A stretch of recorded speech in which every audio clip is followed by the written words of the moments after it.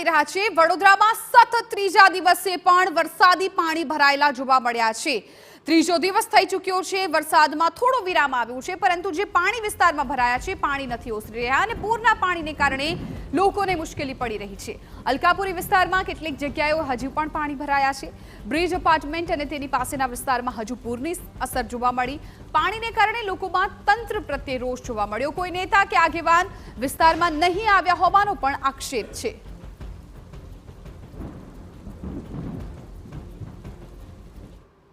વડોદરા શહેરમાં પડેલા 12 ઇંચ વરસાદે શહેરનું જનજીવન અસ્તવ્યસ્ત કરી નાખ્યું, પરંતુ 2 દિવસ બાદ આજે જ્યારે પાણીઓ ઉતરવાના ચાલુ થયા છે, હજુ પણ કેટલાક વિસ્તારો એવા છે જ્યાં આગળ હજુ સુધી વિશ્વામિત્રી નદીના પાણી ઓસર્યા નથી, જેના કારણે સ્થાનિકોને પારાવાર મુશ્કેલીનો સામનો કરવો પડી રહ્યો છે। કેટલાક સ્થાનિકો એવા પણ આક્ષેપ કરી રહ્યા છે।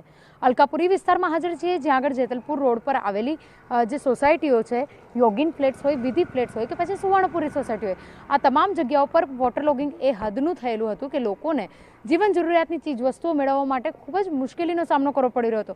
સ્થાનિકો આક્ષેપ એવા પણ કરી રહ્યા છે કે કાઉન્સિલરોને અને પાલિકાના હેલ્પલાઇન નંબર પર અનેક વખત ફોન કર્યા, કોઈ પણ પ્રકારની મદદ મળી નથી। સ્થાનિકો હાજર છે, તેમની સાથે વાત કરીશું।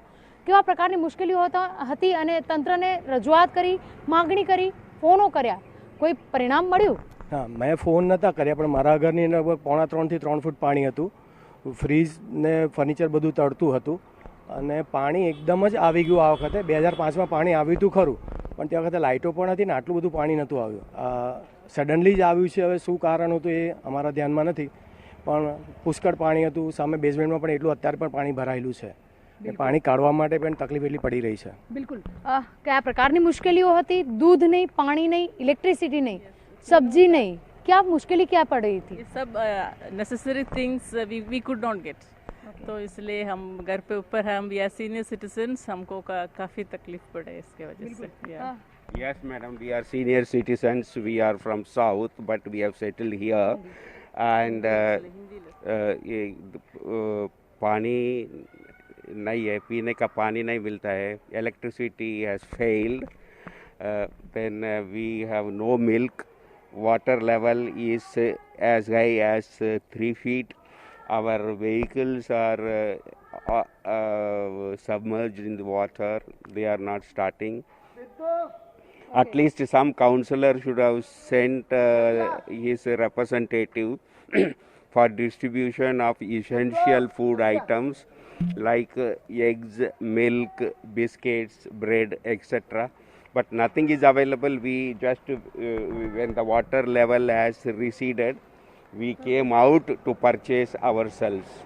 So at least this councillor of this area should have taken care of senior citizens. Okay. This is what we want to say. We don't have complaint, but we express our concern so that future में ऐसा नहीं होना चाहिए। બિલકુલ।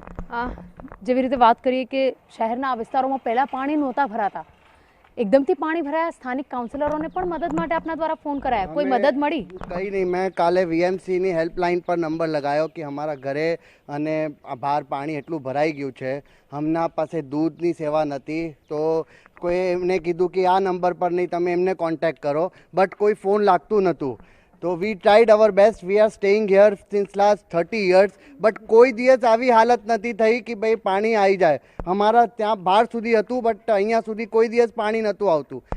Position એવી હતી કે છેક આગળ સુધી પાણી હતું, વી આર હેલ્પલેસ। કાલે 2 દિવસથી દૂધ નહોતું, we wanted to go and take milk also, but we couldn't go because અમે જે ટ્રેક્ટરવાળા બી હતા એમને બી રિક્વેસ્ટ કરી કે પ્લીઝ દૂધની સેવા અમને આપી દો। બોલે ના, ઓનલી રેસ્ક્યુ સર્વિસ છે, તમને ત્યાં સુધી લઈ જઈને મૂકી શકીએ છીએ, બટ તમને તમારા રિસ્ક પર આવીને લેવાનું। અને છેલ્લા 2 દિવસથી અમે જોઈ શકો છો આ પાણી કાઢવાની કોશિશ કરીએ છીએ।